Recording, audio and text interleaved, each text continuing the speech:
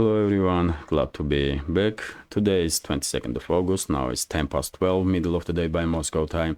I'm Levan Gudadze and this is my first update for the day in which I will share all the main news that are making headlines in Russian media outlets and Russian language pages on different internet platforms. Later on in the afternoon I will upload video for Patreon page also. And today I will share video that we made during our travel from North Ossetia, Alania towards Moscow.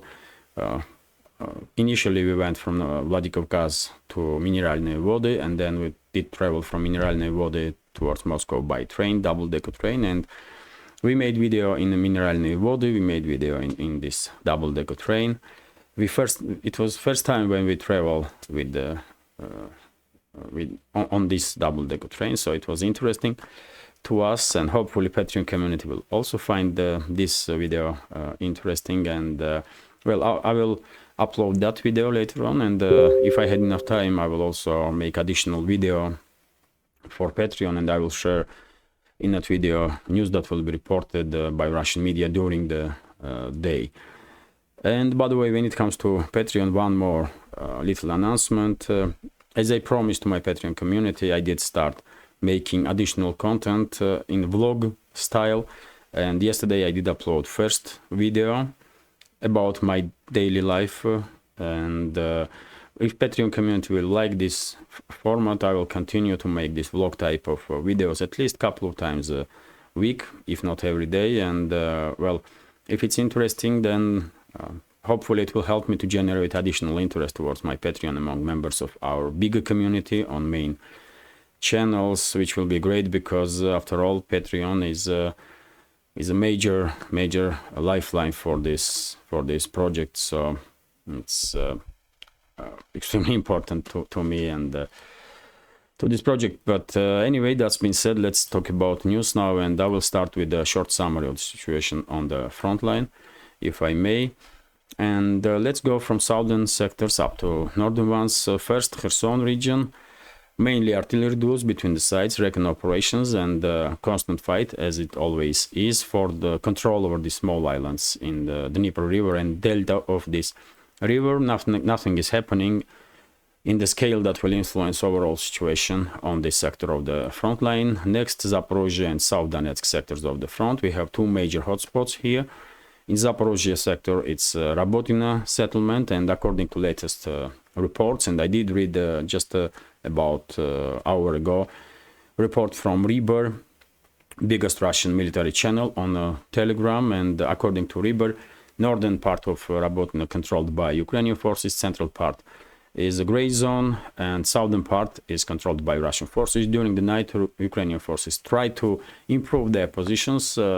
Armored groups were sent to conduct some local scale offensive operations, but after Russian military personnel destroy one Bradley armored vehicle, Ukrainian soldiers were forced to retreat to their initial positions. So despite reports that Zelensky and his associates did deploy on this sector of the front their last reserves and the most capable brigades that are armed with Western made military equipment, including Striker, armored personnel carriers, and Challenger 2 tanks. Well, at least for this moment, we did not see that Ukrainian forces regain initiative and are conducting any more or less large-scale offensives in Zaporozhye sector of the front. Situation may change in day or two, but at least for now, it's operational pause and nothing is happening that will influence overall situation on this sector of the front. And by the way, we had reports also that Russian frontline aviation did strike a concentration of Ukrainian forces in Zaporozhye sector, especially in Orekhov area. And well, I would not be surprised if later on Russian Defense Ministry during daily briefing will share with us information that during these strikes some warehouses were hit where Western-made military equipment was hidden by Ukrainian forces, including maybe including Challenger 2 tanks. So, of course, I will share information from Russian Defense Ministry on my Telegram, and also on my second update. When it comes to South Donetsk sector of the front line, major hotspot, of course, Bremensky salient. Even though Ukrainian forces were trying to conduct strikes in direction of Zavetное Желание settlement and Stara Malinovka settlement, at least for now, we didn't have any report that Ukrainian forces did manage to achieve any success whatsoever. They didn't manage to move any further than Staromayorsk and Urozhaine. And all the attempts to bypass Zavetное Желание and strike Staromalinovka failed. Overall situation is still operational pause. Nothing is happening that will influence this sector, at least for this moment. Next, Donetsk direction, southern flank of Donetsk direction is main hotpoints are Marinka, Krasnogorovka, and Avdeevka. And well, for the last couple of weeks, we are constantly receiving reports that Russian forces are trying to improve their positions, especially in Krasnogorovka and Avdeevka direction. There are constant local scale offensive operations, and I believe these operations are done to cut supply lines or cut logistical lines that used by Ukrainian forces, not just in Donetsk direction, but also in South Donetsk sector of the front line. And if that's the case, then I believe Russian forces will continue these local scale offensive operations in the foreseeable future. They will just would not stop until they will achieve their main goals and until they will cut supply lines that are used by garrison of Ukrainian forces in Marinka and also in Uglidar and by Ukrainian armed groups in Vremevsky salient. As if you take a look at this map, you can see why Donetsk direction is important from logistical point of view, because you have some settlements here, and then it's basically steppe area, open terrain, that extremely difficult, I believe, to use for logistical means, because Russian side will easily detect any movement and destroy. And that's why South Donetsk sector of the front is using supply lines of Donetsk direction, and that's why Russian forces are very active in this area. But anyway, we are talking about some local scale offensive operations. Mainly it's artillery duels between the sides, and right now nothing is happening that that will influence overall situation on this sector of the front. Northern flank of Donetsk direction is Bakhmut or Artyomovsk and its flanks, and here well, it seems like, even though there were some reports during previous days that Kiev did send additional reinforcement in Bakhmut direction to continue local scale offensives in direction of Klishchevka, in the southern flank of Bakhmut, especially in direction of Klishchevka, Andreevka, and Kurdyumovka, which is here, by the way. This is Kurdyumovka, this is Klishchevka, this is Andreevka here. We did not see any activization of Ukrainian forces, in significant activization at least of Ukrainian forces in this area, which is a good indicator, at least to me, that Ukrainian forces finally lost the steam. They run out of steam in this sector, and the initiative is on Russian side. And as you can see, even this pro-Ukrainian map is acknowledging that mainly it's a Russian side that are active, and it's a Russian side that are conducting artillery strikes and local scale offensive operations. And when it comes to northern sectors of the front, we do have, even though it's still kind of operational pause, and one may say nothing is happening that will influence, at least for now, overall situation in the northern sectors. We do have some news, and first of all, of course, about Sinkovka, which is not far away from Kupyansk city. This is Sinkovka, by the way, and according to report that we received yesterday afternoon, our Ukrainian forces withdraw from Sinkovka, and this settlement now under full Russian control. I guess Russian forces now will clear this forested area between Sinkovka and Kupiansk, and well, from here it's only like 2-3 kilometers, and then it's Kupiansk. And by the way, yesterday also we had some reports and even video footage that Ukrainian forces did begin to withdraw from left bank of Oskol River in Kupyansk city itself. This city located on the Oskol River and divided by this river.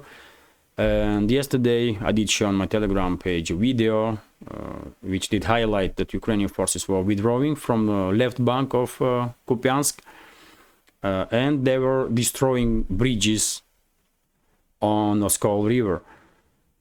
And later on we had the reports that it was not Ukrainians, but it was Russian aviation that was striking those bridges. But anyway, fact itself quite interesting that Ukrainian forces began at least partial withdrawal of their forces from left bank of the Kupiansk. And I remind you that during the previous weeks, Zelensky and his associates declared mandatory evacuation from more than 60 settlements in the northern sectors of the front line, including Kharkov region. Of course, Kupiansk is a Kharkov region, and seems like it's not just me or us, our community, that expects large-scale Russian offensive operation in the northern sectors of the front line. Zelensky and his associates also probably are expecting Russian large-scale offensive, and that's why I guess this mandatory evacuation was declared from 60 settlements on the northern sector of the front. And this is short summary of situation on the front line. I remind you that if you are interested in more detailed information when it comes to this local scale skirmishes, local scale battles between the sides, I recommend Military Summary channel. I recommend DPA War channel, and of course I recommend Alexander Mercury's channel, host of Duran. They do provide much more detailed information about situation on the front line than I do, because after all, format of my program is a little bit different. My program is about news in general, so I cannot spend too much time on informations about battles. So let me continue now. And by the way, major news for this. And by the way, you can see links to channels that I mentioned and many other channels also on my channel under this video in the description box in the recommendation list. So let me continue now. And Interfax news agency is reporting that in early hours this morning, Russian air defense systems did shut down 2 drones in Moscow region when these drones were approaching Moscow itself. This happened in Krasnogorsk area, 20 kilometers away from Moscow, and according to information that we received, 2 drones were shut down, and there was no reports about significant damage on the ground or any casualties among civilians. Unfortunately, this drone strikes in the direction of Moscow becoming daily routine nowadays. Unfortunately, but well, as I said many times before, as long as Zelensky and his associates are receiving technological, military and financial support from NATO member states, from so-called Western elites, this type of terrorist attacks on Russian capital and deep inside Russian territory will probably continue, which is unfortunate, of course. And by the way, when it comes to this terrorist attack that was conducted by Ukrainian forces, I did notice that major Russian news agencies, TASS and RIA Novosti, did not write single word about it on their main channels. This is, by the way, main page, and they said nothing, which I did find quite strange, and because these news agencies are state-run, I guess Kremlin is becoming annoyed with these strikes on constant strikes in direction of Moscow, and maybe Kremlin is beginning to suppress, at least to partially suppress, information about these strikes. I may be mistaken, but I'm just sharing my observation. I find it strange that major news agencies did not write nothing about this incident or this terrorist attack. And well, if Kremlin is annoyed, if Kremlin is worried that this type of strikes may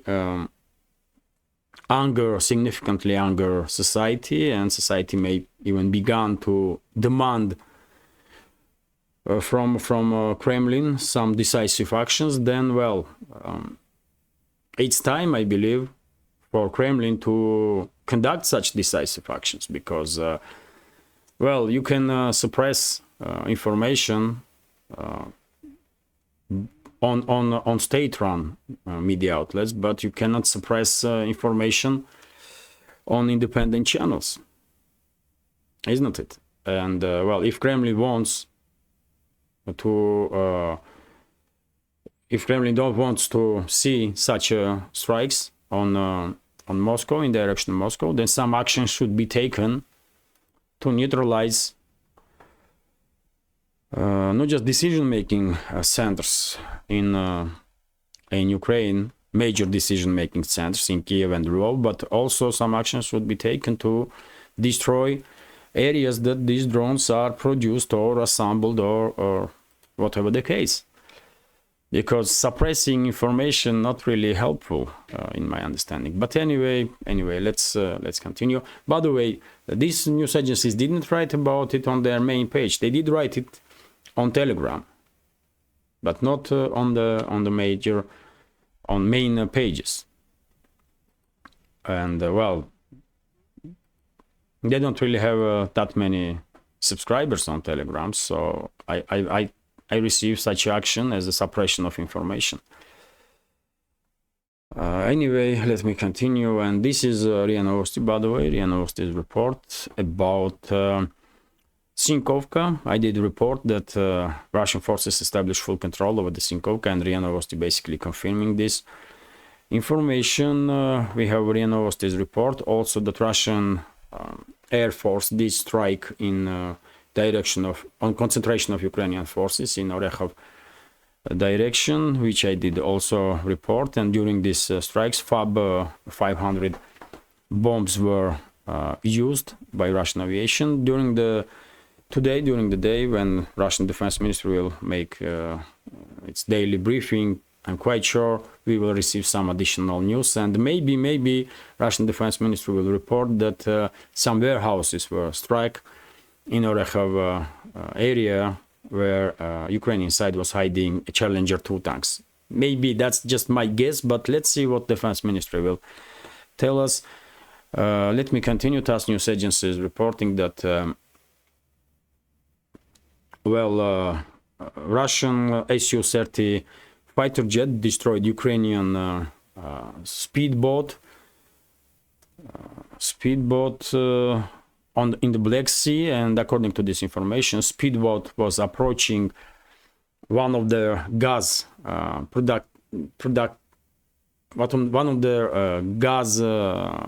facility that is pumping gas rig. That's a rig, isn't it?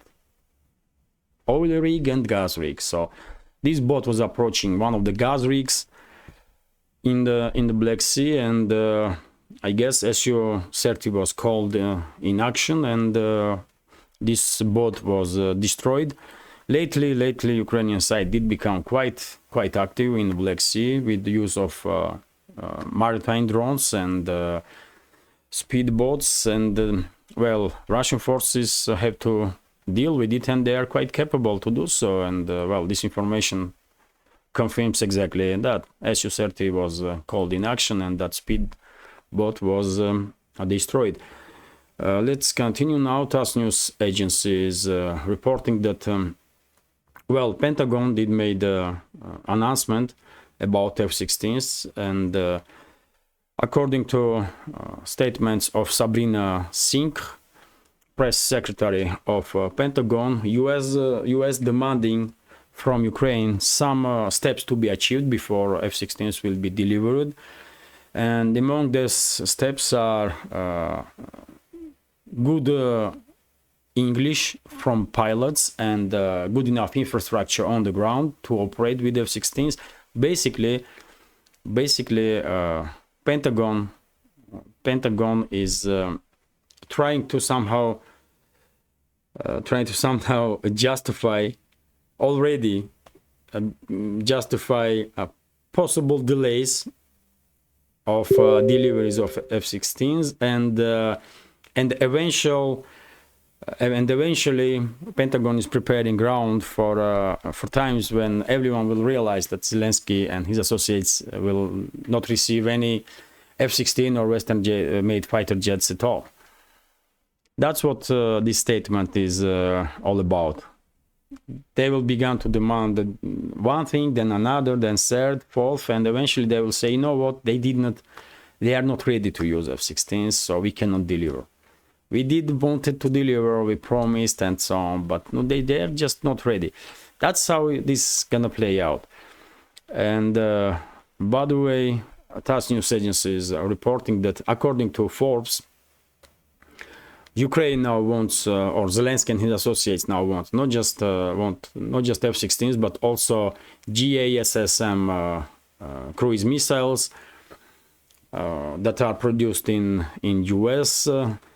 And this is because F-16s are not able to use Storm Shadow or Scalp missiles that have been delivered to Zelensky by UK and France.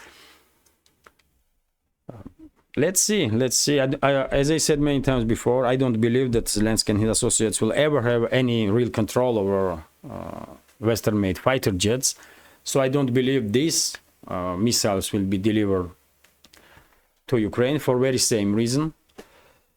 But I may be mistaken. Who knows? Who knows how far Western elites are willing to go in this constant escalation with Moscow. But that's a new demand from Zelensky. They are not happy with the F-16s only. They want GA-SSM cruise missiles also. And the next news is that, well, according to this report, which is based on Reuters article, Denmark has also demanded from Ukraine that if and when F-16s will be delivered, these planes would not be used against Russia on Russian soil. You know, how are you gonna comment seriously this type of stuff? I mean, I don't know. Ukrainian side on daily basis trying to hit deep inside Russian territory with the weapons that they are receiving from NATO member states, and we did hear so many times statements that these weapons would not be used on Russian soil and blah blah blah. But in reality, we all know that Zelensky and his associates will use anything and everything to somehow harm Russia and to strike deep inside Russia. And if they will ever receive F-16s, of course they will try to use it against Russia on Russian soil, of course. Point is, will they ever receive these planes? I don't think so. But anyway, Denmark once again did prove that this is a colony, by the way, just a colony of London and Washington, colony that used by true rulers of the Western world against Russia, and not just in this particular crisis in Ukraine, but also in the when it comes to Arctic developments. As you know, Denmark formally owns Greenland, Iceland, and because of it, Denmark has some ambitions to be Arctic nation. And they did try to compete with Russia, but of course this is not Denmark that doing this. This is true rulers of Western world in London and Washington that are using Denmark against Russia in every direction, including Ukraine and the Arctic. But anyway, let's continue. Enough talk about some puppet governments or clowns that are called prime ministers and presidents in those colonies, Western colonies of or European colonies of Washington and London. So next news is RIA Novosti's report, according to which Trump did pay. This is very strange news, by the way, that Trump did pay something about $200,000 for as a bailout to stay free during this process against him, this political process, I will say. And the situation is becoming quite I don't even know what word to use, man. Quite critical in the US, because seems like Biden's administration and these neocons and neolibs, they're not gonna stop until they will take down Trump. And this is a quite dangerous situation because, I guess not just Trump supporters did not like what is happening in the US to see this political prosecution, but I guess also even former or maybe current supporters of Democrats are not happy with to see this type of stuff. And we all know perfectly well that US society is armed like no other in this world. And I don't know, man. Let's hope situation will stay stable. But these neolibs and neocons, they may trigger even internal conflict in US. That's how crazy they are, man. It's as I said many times before, man. I don't think US ever had a more disgusting and more damaging for US administration that current one. This is something special, really. I mean, why you need enemies when you have such an administration like Biden and his associates? I mean, they are destroying US from within, man. That's unbelievable. But anyway, let's continue. RT is reporting that how long is this video? 27 minutes, okay. So I will go through some of the headlines and that's it for this first update. RT is reporting that Poland is ready to fight EU over Ukrainian grain. As you know, Poland and some other Eastern European states introduced ban on import of Ukrainian grain. And initially EU did agree on this, but now when grain deal is no longer working, EU bureaucrats are using or want to use Poland and other neighbors of Ukraine to export from Ukraine grain. And it's quite understandable that Eastern European and Central European states are not really happy, because it's not just the grain, but it's also many other items of agricultural produce that are significantly cheaper than Eastern European analogs, and not always top quality, let's say. And we did see demonstrations of protest in Poland from farmers and other states because of this flooding of their countries with the cheap goods from Ukraine. And I guess if Brussels will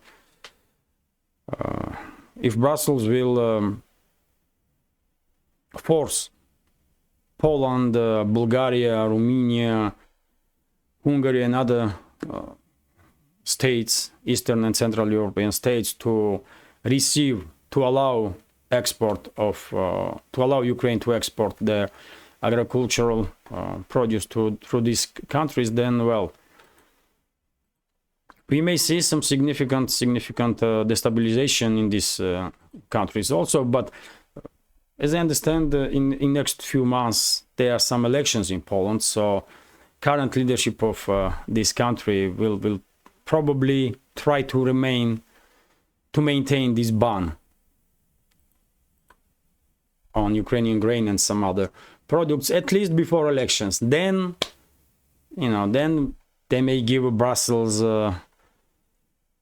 their way to continue export, but until then, probably Ukrainian grain will stay in Ukraine. And this is also interesting. TASS news agencies reporting that Lavrov did arrive in South Africa, where today BRICS summit will begin. Not just Lavrov, Chinese leader is also in South Africa. Brazil's leader is in South Africa. Leader of India also, if not there, will probably arrive in next few hours. And well, this summit, only Putin will not be presented in person from BRICS member states, from leaders of BRICS member states. And well, I guess this summit will be historic one, because so much expectations from BRICS lately, and well, so many countries want to be associated with BRICS, to become a member of BRICS. There are some strong statements that BRICS should become even a major competitor for G7, which is quite possible. After all, BRICS already has, when it comes to GDP, BRICS already surpass G20 or are on the level with not G20 but G7 states. So, well, let's see what kind of decisions will be made during this summit. Of course, everyone is expecting that some BRICS currency will be created in foreseeable futures, and some decisions about it will be announced during this summit. And well, and BRICS currency, of course, seen by the rest of the world as an alternative for dollar and euro. So yes, too many expectations. Summit gonna be historical, and let's see what kind of decisions we will receive from BRICS member states. And well, let's continue. RT's news agency is reporting that Wagner, head of Wagner PMC, Yevgeny Prigozhin, is in Africa. I did share a video about it on my Telegram, and he did made a video statement yesterday, and he said that well, Africa will be free, and PMC Wagner will do everything to help African nations in their fights for freedom, and PMC Wagner will do everything to make Russia greater. So very strong words from Prigozhin. And well, we all know perfectly well that in some countries in Africa, Wagnerites did play crucial role to stabilize situation and to conduct effective fight against terrorist organizations. So PMC Wagner did prove that it's a very capable organization, not just in battles during special military operation, but also in Africa. So, and by the way, there are some rumors that Prigozhin is in Niger. There are some rumors that he is in Mali. No, only few people know probably for sure. But yesterday I did read some reports that current leadership of Niger said, if that report was correct, that current leadership of Niger did make statements that they are not working with Wagner PMC and have no plans to work with Wagner PMC. But yet again, I'm not sure that statement was exactly correct one. That's why I have some doubts Prigozhin are in Mali or in Niger. Anyway, let's continue. This is also Artis report, which is about boost of Japan's export to Russia despite sanctions, by the way. Despite sanctions, export, Japan continues to export many goods to Russia, and they are reaching record high numbers in this regard. And well, as I said quite a few times before, many companies in the West, in the East, from countries that joined this anti-Russian sanction war, many companies are finding way or trying to find a way to remain on Russian market.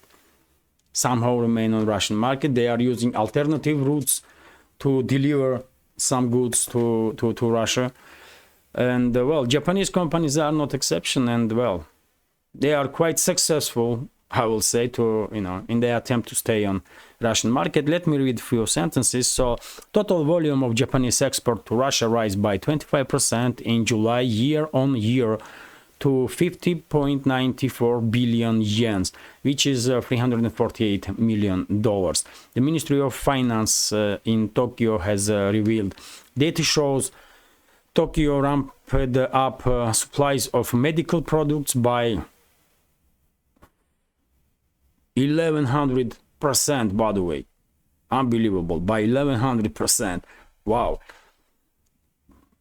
Compared to July 2022, exports of rubber and paper products were also up by 248% and 45% respectively. All through deliveries of plastics and steel fell by 35 and 94%. Well, it's it's a two-way trip. In some sectors exports are increasing, in some sectors are decreasing, but overall, as I said, many companies are trying to remain on Russian market, from Japan, from Europe, from North America, because after all, Russian market is quite significant. And this is report of Kommersant, which is based on article in Reuters, according to which Gazprom first time sent its tanker with LNG from Baltic Sea towards Pacific through northern shipping route. And by the way, according to this information, in 2022, 34 million tons of goods did pass through northern shipping route, which is in Russian economical zone, by the way. Let me show you on the map. What am I talking about? So this is northern shipping route, by the way. This is Russia's northern coastline, and northern shipping route goes through entire this coastline and then entering Pacific here. And this is the shortest route from Europe to Pacific region, to Southeast Indo-Pacific region. And well, Gazprom is beginning to use this northern shipping route. And what is also important, in 2022, 34 million tons of goods did pass through these northern shipping routes, and Russia has plans to increase this number up to 220 million tons by 2035. And this is maybe possible, maybe, because of the sanction wars and stuff, it may delay achievement of such a level of shipment, but it's possible, because after all, this northern shipping route is cutting almost in half time that is necessary for other to transport goods from Indo-Pacific to Europe, for example, through other shipping lines. And this is going to be last news for today. RT is also reporting that banks of United Arab Emirates are targeting reach Russians, because of the sanction wars and so on. Many European banks are now basically unreachable for almost all Western banks are kind of unreachable for Russian citizens, and or difficult to be reached. And well, banks of United Arab Emirates are using this situation to attract in Russian clients, rich Russian clients, and well, I guess they are quite successful. Because Russian clients are becoming a significant asset for banks of United Arab Emirates, and well, good for them. Good for them. And yes, this is it. This is it for now. 40 minutes. Hopefully you will find this update interesting. And if so, please click that like button, leave some commentary about any topic you like, and if you can, please share links to my videos or my channel with your friends on Telegram, Twitter, Facebook, or any other platform that you're active on. That will probably significantly increase my chances to reach wider audience. And if you think this channel is interesting, useful, has some potential and deserves to exist, please consider to support with small donations through PayPal, Buy Me a Coffee, or by subscribing to my Patreon page. You will see links on this video in the description box or in the pinned comment. This is it for now. Have a great day and take care.